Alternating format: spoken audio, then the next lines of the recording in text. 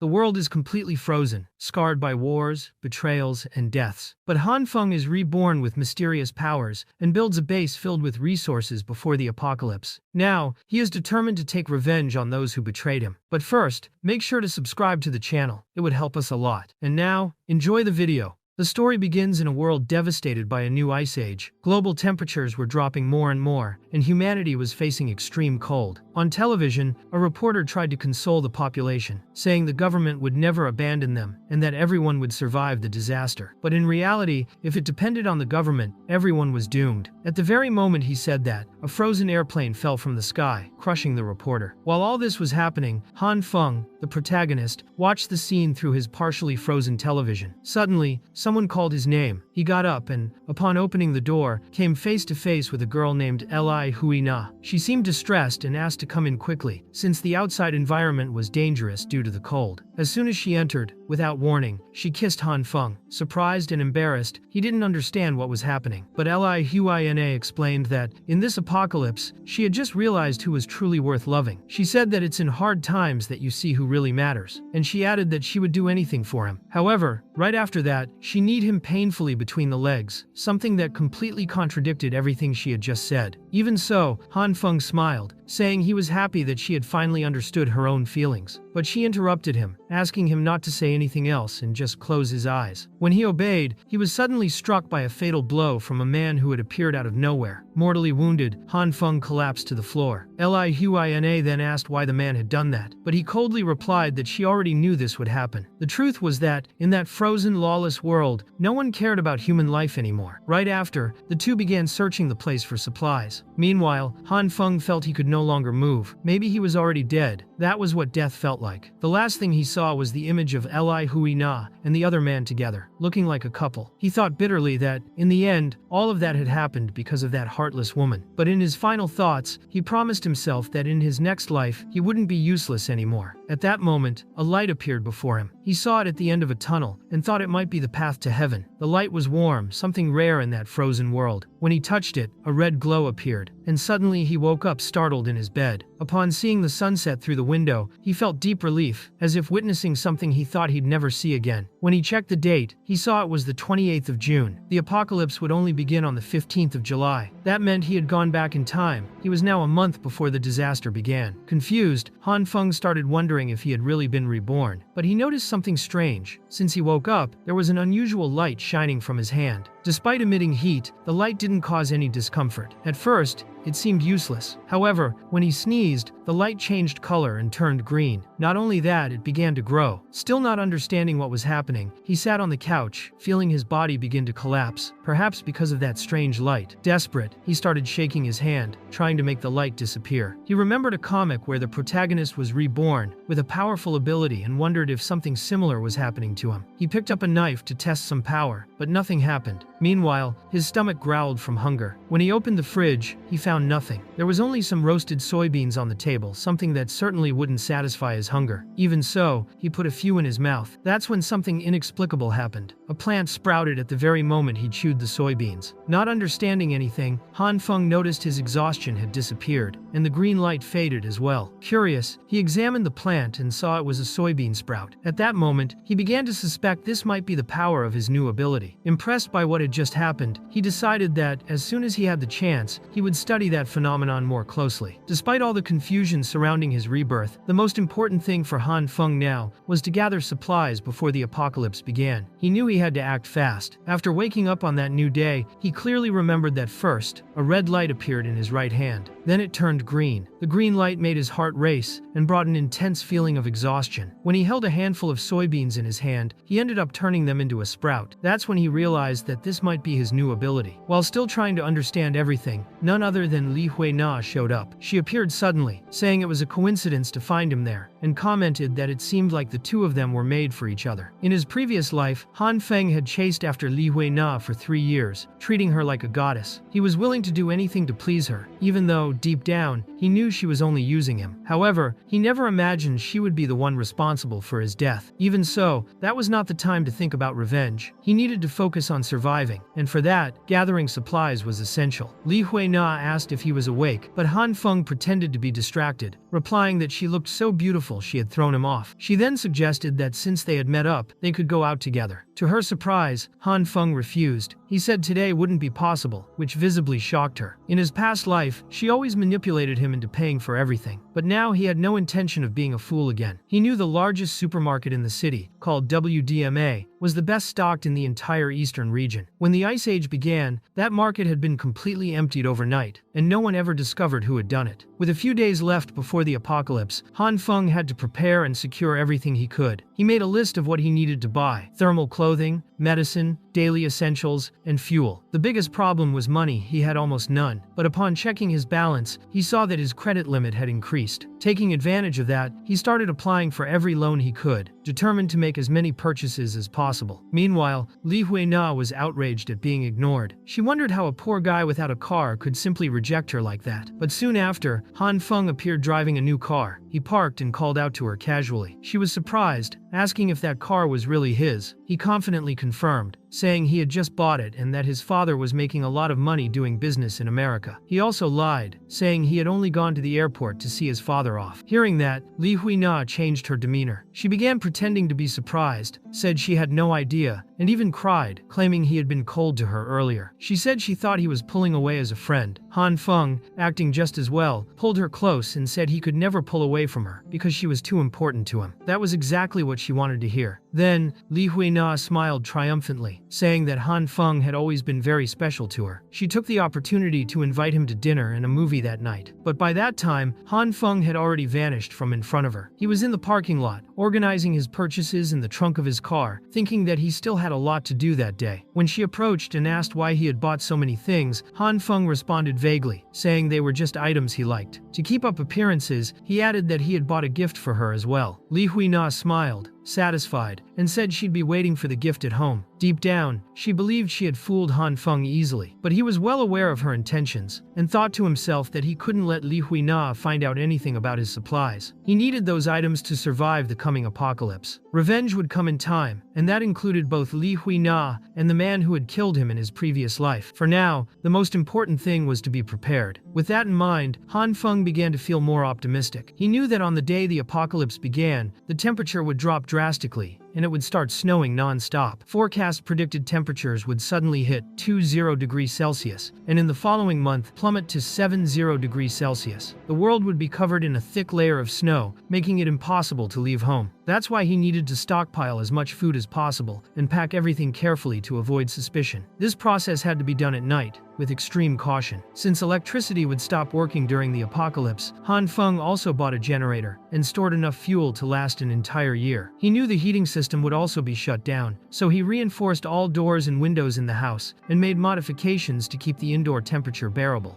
He also prepared a special room just for storing the supplies. When all the preparations were finally completed, it was already the 14th of July. There was only one day left before the climate collapse began. Hanfong knew that the next step would be crucial. The supplies he had gathered still weren't enough to survive for long. His only hope lay in the mysterious ability that allowed him to transform soybeans into full-grown plants. Sitting at the table, with a plate in front of him, he looked at the soy he had grown using his power. He still didn't fully understand how it worked, but he had to find out if it was safe to eat. Upon tasting the food, he confirmed it was edible. The texture and flavor were normal. That gave him a sliver of hope. If he could apply this ability to other foods, perhaps he could solve the problem of hunger. But after a few hours of testing, he fell to his knees with an intense headache. The ability seemed to overload both his body and mind. Even so, he now had a slightly better understanding of it. Before passing out, he had tested the power with various foods. Some didn't react at all. Others, like soybeans, evolved quickly from seed to mature plant, ready for consumption. However, not everything worked. Sometimes, the seeds would explode, and in their place, a black substance similar to charcoal would appear, though much lighter. He realized this substance could be used as fuel, as it burned easily. With this, a new possibility emerged. He no longer had to worry about heating his house. Hanfong continued testing his ability repeatedly. Although he still hadn't found a clear pattern, he understood that there was some hidden logic behind how the power functioned. At the very least, he now understood one important point. Consciousness was the key to activation. When he meditated and imagined himself surrounded by nature, the ability would manifest more frequently. This indicated that his mental state directly influenced the results. In a new attempt, he decided to experiment with a piece of meat, but this time, there was no reaction. Perhaps his his ability only worked with plants. Still, during meditation, he could clearly feel the presence of two lights within him, the green one, which he already knew, and the red one he had seen, just after being reborn but hadn't yet explored. After deeply focusing, Hanfong finally managed to activate the red light he had felt before. He decided to test it directly on a piece of meat. The result was unexpected and disgusting. The meat turned into something repulsive, with a grotesque appearance, which made him immediately throw it to the floor. However, upon closer inspection, he realized the red light wasn't just heat. It wasn't a simple heating process, it was a form of matter, disintegration. From this experience, he began forming a theory. The green light represented the evolution of matter, while the red light symbolized its disintegration. Curious to understand the potential of combining them, Hanfong decided to merge both powers in a new experiment. To his surprise, the combination had an impressive effect. The meat rapidly expanded and fused with the soy sprouts in his hand. The result was a piece of meat that looked fresh and of very high quality. Excited by the discovery, he tried repeating the experiment. However, the following attempts failed, and he realized the fusion's effects were unstable. Even so, he considered it a major breakthrough. If he could fully master that ability, he could rise to the top of the new world. However, he also realized he would need weapons for protection. Food was essential, but so was security. The apocalypse had already begun, and the temperature kept dropping. On the streets, the biting cold cut through skin, and he knew that in less than a week the world would reach 4 or 5 degrees Celsius. He needed to find a weapon urgently. The problem was that the sale of weapons was illegal, and Hanfong didn't know anyone involved in that kind of business. As he walked through the ice-covered streets, he spotted a man trying to sell Chinese cigarettes. The man's face looked familiar. After a few seconds of observation, he remembered who it was. His name was Li Zi, better known as Brother Li, a resident of the same neighborhood. Hanfong knew he was influential in the area. Although he didn't have a formal job, Li Zi was known for being constantly involved in various projects and had many connections. Hanfong believed this could be his chance. He approached confidently and greeted him. Brother Li looked at him curiously, asking if they had met before. Hanfong said yes, introducing himself as Little Han and reminding him that they had exchanged greetings before. Li Zi apologized, saying he had been too busy with his projects and that his memory wasn't what it used to be. Then he asked what Hanfong wanted. As he approached, Hanfong discreetly whispered in his ear, revealing his request. Li Zi's reaction was immediate. He was alarmed, saying it was far too dangerous. He explained that he didn't get involved in illegal things and couldn't just get his hands on a weapon. But Hanfong insisted, saying he only wanted one for self-defense. He shared that the other day, while riding his bike, he was humiliated when a stranger spat in his face. When he tried to defend himself, the man spat in Hanfeng's face again. Provoked, Hanfeng retaliated with a punch. The man left furious, swearing revenge. The next day, he followed through on his threat. He waited for Hanfong with several accomplices, and they all beat him up. After that, Hanfong realized he urgently needed a weapon to protect himself. Zi was disgusted by the story, and said it was outrageous for someone to spit on another person like that. Feeling sympathetic, he decided to help Hanfong. He said he'd take him to a place where they could buy a weapon, and added that if his car weren't in the shop, he'd take him personally. However, Hanfong surprised him by saying they could use his own car. Zi was impressed. He hadn't expected that. During the ride, Zi complimented the car and asked how much it had cost. Hanfong replied that it was between 70 and 80,000. Zi said that wasn't bad, but still considered it cheap. At the same time, he was bragging on social media, posting that he was in a new car. Meanwhile, on the streets, some people were commenting that the weather felt strange. Even though it was summer, the cold felt like winter. Later on,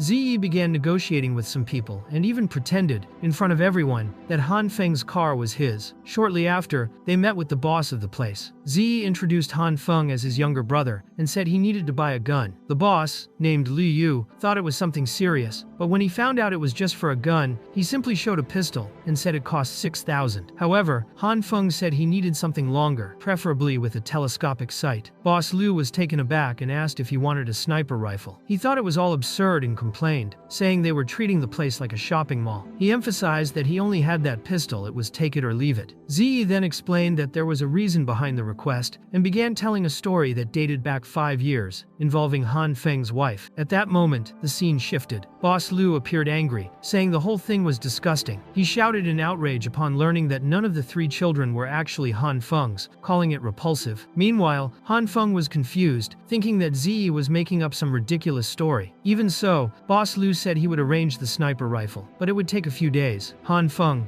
grateful, made a gesture of thanks. The boss also said he'd deliver a semi-automatic weapon to him, along with plenty of bullets. He even offered the pistol as a gift. Hanfeng accepted it while saying that a friend of his, who worked in the government, had warned him. According to him, due to climate changes, the government was preparing to limit the purchase of supplies, so it was better to hurry. Boss Lu understood the situation. Outside, Ziyi commented that the boss seemed to have taken a liking to Hanfong, and that when he was in a good mood, he might even give someone a cannon. Hanfong replied that he'd later buy some cigarettes as a gift for the boss as thanks. Ziyi said it wasn't necessary, that they were just helping each other. But Hanfong insisted, saying it had to be a specific brand since others made him cough too much. He said 7 or 8 boxes would be enough. Now that he had weapons and supplies, Hanfong stated that he was ready to face the first stage of the apocalypse. The next step would be to properly study the special ability he possessed. If he could finally solve the food problem, his chances of survival would increase considerably. However, at that moment, Hanfong was hit by something and fell to the ground. Ziyi, worried, asked if he was okay. But Hanfong replied that he seemed to have fractured his foot and asked to be taken to the hospital. Ziyi explained that he didn't have a driver's license, but still decided to help Hanfong. The two of them took a taxi straight to the hospital. At the hospital, a nurse commented that it was snowing heavily. Then, she received a call informing her there was a staff shortage in the lobby. The head nurse responded that she was already on her way. Meanwhile, Hanfong was lamenting his situation. He had indeed fractured his foot, and right on the eve of the apocalypse. The doctor explained that he would need to remain under observation for at least an hour before receiving the medication and being discharged. While waiting, Ziyi informed him that he was leaving, but told Hanfong to call if he needed anything. Hanfong reflected on how the sudden drop in temperature caused by the snowstorm had led to a spike in accidents, leaving hospitals completely overcrowded. He wondered how much longer it would take before he could finally get his medication. In another area of the hospital, the head nurse named Kim was tending to some patients. Hanfong was surprised to see that someone so young already held such a high responsibility position. Besides her competence and dedication to the patients, she also stood out for her beauty. Unintentionally, his gaze drifted to a part of her body it shouldn't have, and he felt deeply embarrassed. Suddenly, an elderly man sitting near Hanfong called the nurse over. When she approached and asked what was wrong, he said he was having intense back pain. However, she didn't realize he was secretly recording under her clothes. Kim suggested an X-ray to better investigate the cause of the pain, but the old man suddenly stood up, asked her to take a closer look, and grabbed her by the waist, making her visibly uncomfortable. At that moment, Hanfeng intervened and struck the man with one of his crutches, knocking him to the ground. He then pretended it was an accident, claiming it was his first time using crutches and that they had slipped from his hands. When he bent down to pick up the man's phone, the man panicked and begged him not to touch it. Once Hanfeng saw the contents, he confirmed what he had suspected. He said it was unacceptable that filming the nurse like that was a crime, and that if the man got caught, he'd go straight to jail. He also said he wouldn't return the phone, which made the man furious. He then ran off in a panic. Kim was confused, thinking the man really had back pain. Hanfeng wondered if there were still people that naive. He explained that she had been filmed and handed her the phone, saying she could delete the footage or call the police if she wanted to. Grateful, Kim asked if his foot still hurt. It was only then that Hanfeng remembered his own injury and fell to the floor, screaming in pain. Kim quickly helped him and said she was the one who should be thankful. She also said she wouldn't let criminals like that man win in the future. Still, the way she exposed herself showed she hadn't truly learned how to protect herself yet. Someone called for the head nurse to report to another area. Before leaving, she reminded Hanfeng to change the dressing in a week. But as he said goodbye, Hanfeng commented to himself that he probably wouldn't see that nurse again because in a week, everything would be different. The next day, news outlets reported that in the past 24 hours, the temperature had dropped drastically. They stated that extreme cold was happening in several parts of the world. Despite that, experts claimed it was just a temporary phenomenon and that things would return to normal soon. But Hanfeng, already at home, didn't trust those words. He believed the authorities were hiding the truth from the public. If he hadn't died in his past life, he might have believed it too. But now, with a second chance, he had prepared well in advance. He had stockpiled a good amount of supplies, reinforced his house against the cold, and secured heating equipment. For now, he didn't need to worry about his own survival. When he checked his phone, he saw that neighbors in the community were commenting about the cold on social media. Among those messages, a mysterious person appeared saying strange things. They claimed that the snowstorm wasn't caused by natural weather, but by something coming from inside the earth. According to them, the frozen apocalypse was approaching. Hanfeng was intrigued and began to wonder who that person was. How could they know so much? He decided he needed to keep an eye on them. Suddenly, the scene changed to a depiction with cute little cats illustrating people's behavior during the apocalypse. Everyone was commenting that the snow was intense and the temperature had dropped below -20 degrees Celsius. Many were wondering where the property management was, as they were supposed to be handling the situation. But the staff replied that, due to the snowstorm, manpower was extremely limited. This caused a major uproar. Residents were demanding a refund of the administration fee. But Hanfong, observing it all, found the argument pointless. In his opinion, there was no way to clear that amount of snow with just human effort. Among the residents, a man named Jiang Shui tried to calm the situation. He explained that even if they cleared the snow now, everything would be covered again in a few hours. He suggested that if everyone worked together, they could clear the area more quickly. He also pointed out that the administration staff were just regular people, equally powerless in the face of a natural disaster like this. Despite his attempt to ease tensions, many residents disagreed with him. Some questioned who he thought he was to give his opinion, but Jiang Shui made it clear that he wasn't part of the administration. He was just stating the facts. He insisted that arguing wouldn't solve anything. People then began to worry about starving. They said they needed to go out and buy food, but Jiang Shui said that driving to the supermarket was impossible at that moment. And even if the community exit was cleared, there was no guarantee the outside streets would be passable. So, he suggested everyone go on foot.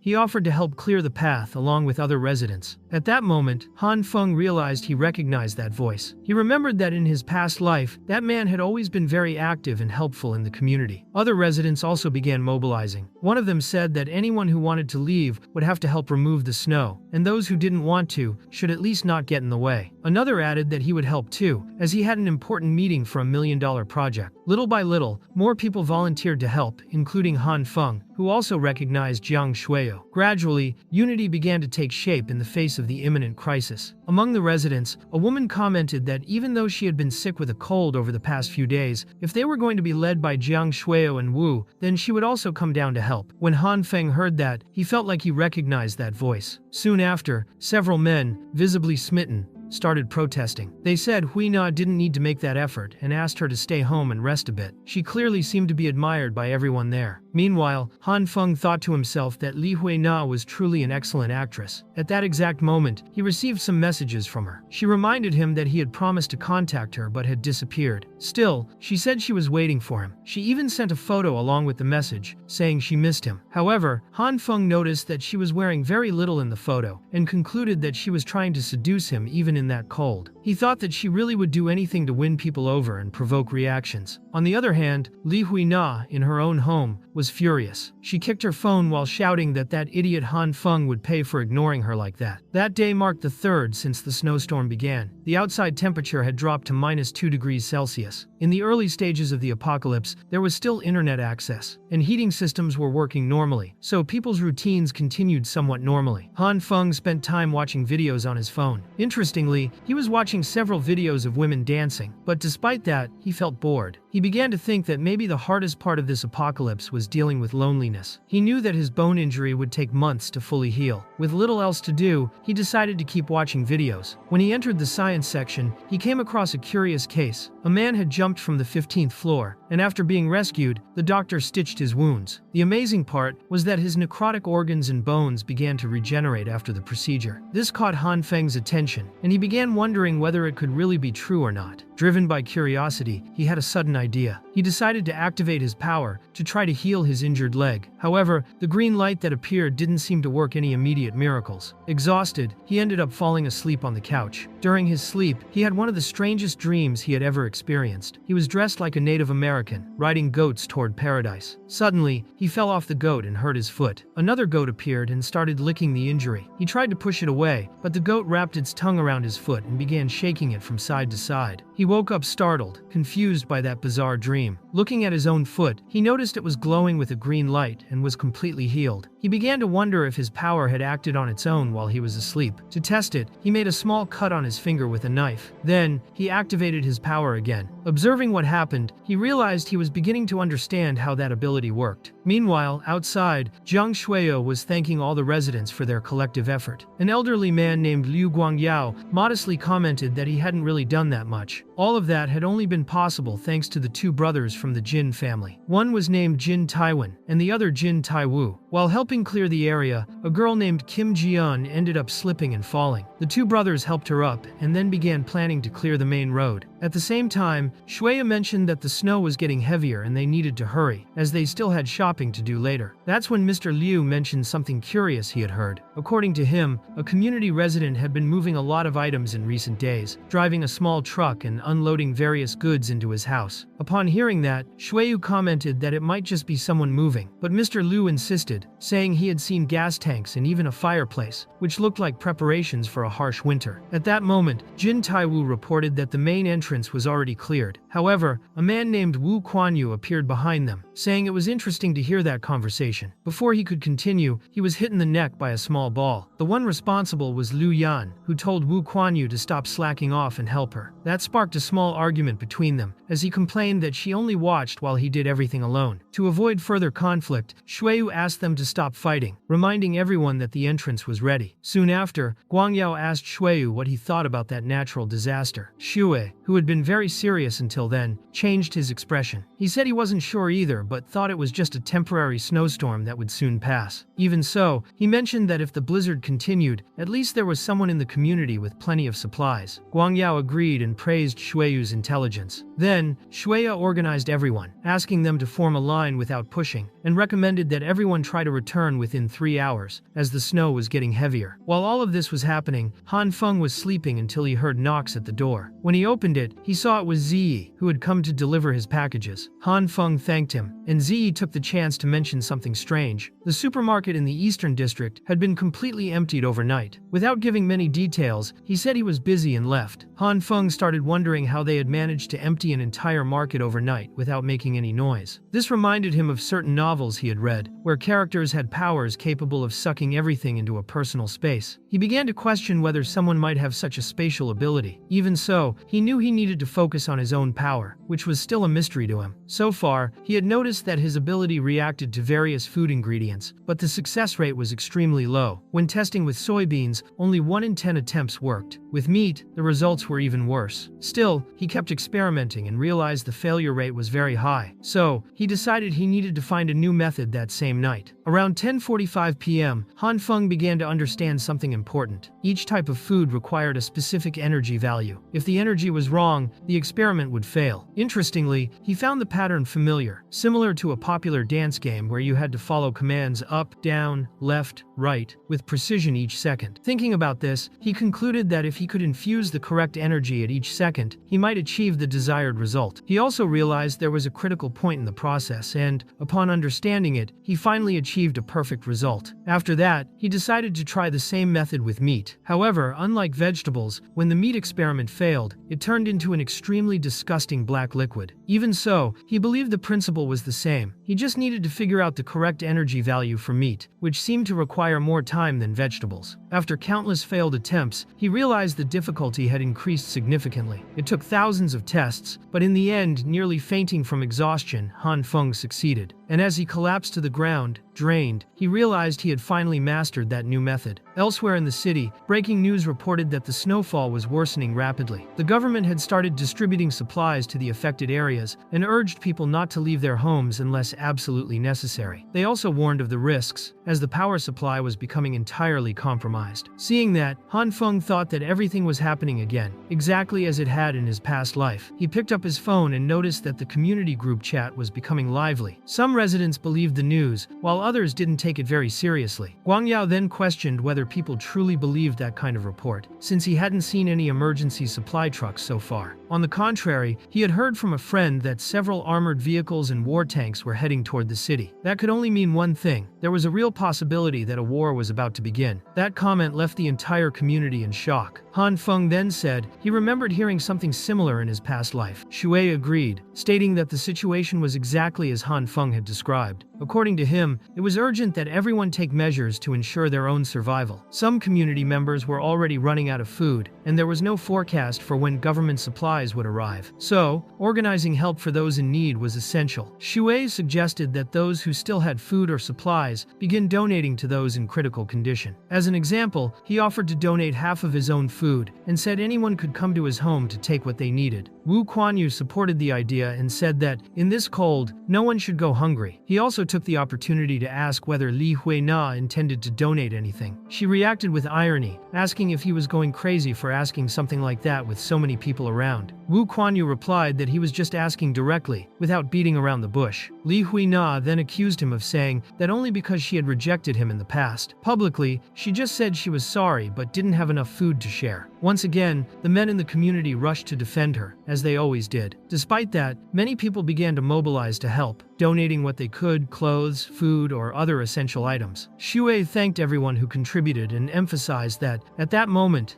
it was crucial to choose representatives to organize the distribution. It was as if they were forming their own emergency committee within the community. Watching it all unfold, Hanfong remembered how the same thing had happened in his past life. To him, it was nothing but a trap, a way to make everyone share their supplies only to be betrayed in the end. On the 19th of July, marking the 5th day since the beginning of the apocalypse, the outside temperature reached 40 degrees Celsius. The heating system completely failed due to the extreme cold, and everyone was looking for ways to stay warm. Just like before his rebirth, the situation was about to become unbearable, with the difference that this time, Hanfong was living like a true king. At that moment, Hanfong received a call from a resident of apartment 1801, who was in charge of Building 8. He informed him that in 20 minutes, road clearing would begin, and afterward, everyone should head to the underground parking garage for mandatory check-in. Hanfong became nervous upon hearing that he would have to go outside. He didn't want to. Even so, the next scene showed him already in the first-floor lobby. He thought it wouldn't be wise to burn bridges with the neighbors so early. He needed to maintain good relations and, more importantly, keep the secret of his apartment hidden. Looking around, he noticed the snow had completely blocked off the first floor. Everyone was worried, as they had cleared that area the day before, but the entrance was already buried in snow again, all the way to the top. The neighbors asked Hanfong to help them open the door. When they finally managed to do it, a strong blast of icy wind rushed in, along with snow from the blizzard. The cold had gotten much worse, and no one could even keep their eyes open. Hanfong thought that going outside in such conditions would surely cause serious frostbite. People started saying that if they went out to try to clear the street like that, they'd probably die. But despite the danger, Zi stepped forward. He called everyone there a bunch of scared kittens and said he would do it himself. Hanfong asked Zi not to push himself so hard, since the weather was extremely dangerous. But Zi, being stubborn and impulsive, walked right into the blizzard without hesitation. However, his bravery didn't last long. Not long after, they had to pull him back in a rush. He was so purple from the cold that he looked like an eggplant. Given the severity of the situation, everyone was moved to the underground parking garage. It became clear that the volume of snow couldn't be cleared by human effort alone. The only option was to wait for the storm to pass. Shua then said there wasn't much to be done at the moment except wait. Curiously, someone noticed a strange bracelet on Shue's arm, but no one commented directly on it. He took the opportunity to announce that the underground garage would become the official location for donations and supply distribution. Meanwhile, Hanfong wondered if that emergency committee they were forming wasn't actually a scam to control the residents' resources. Even so, Shua thanked everyone for the many donations they had made. The help would be essential in saving many people in need. Some residents moved, said they would overcome that difficult phase together. But Hanfong thought differently. In his mind, it was clear that once the disaster didn't go away, many would regret trusting so much. During the movement in the basement, Hanfong ended up recognizing a woman. It was the nurse who had treated him earlier. As she carried several boxes, she tripped and nearly fell. He rushed to catch her just in time and asked if she was okay. That's when she recognized him as her patient and was surprised to see him standing, considering his injury. Hanfong replied that, since childhood, he had an incredible healing ability and that normal sprains would heal in just a few days. Kim, innocent and kind, believed his explanation. When he offered to help her carry the boxes, she initially refused, saying they were very heavy. But Hanfong, wanting to thank her for wrapping his foot, insisted. She eventually gave in. However, when he lifted the box, he almost collapsed from how heavy it was. Surprised, he asked what was inside. She explained that it was medical supplies to be donated. Even so, she asked Hanfong not to overdo it, saying she was stronger than most men. He then asked if she had always been that strong. Kim changed the subject, saying there were reasons for it, but she couldn't explain them on her own. Right after, she realized she didn't even know his name. Hanfong introduced himself, and she said her name was Kim, saying it was a pleasure to meet him. Curious, she asked what he did for a living. He replied that he was unemployed, which surprised her. He then asked what was wrong with just being unemployed. That's when a distracted man bumped into her, causing her to fall straight into Hanfeng's arms. The situation made him visibly embarrassed. At that exact moment,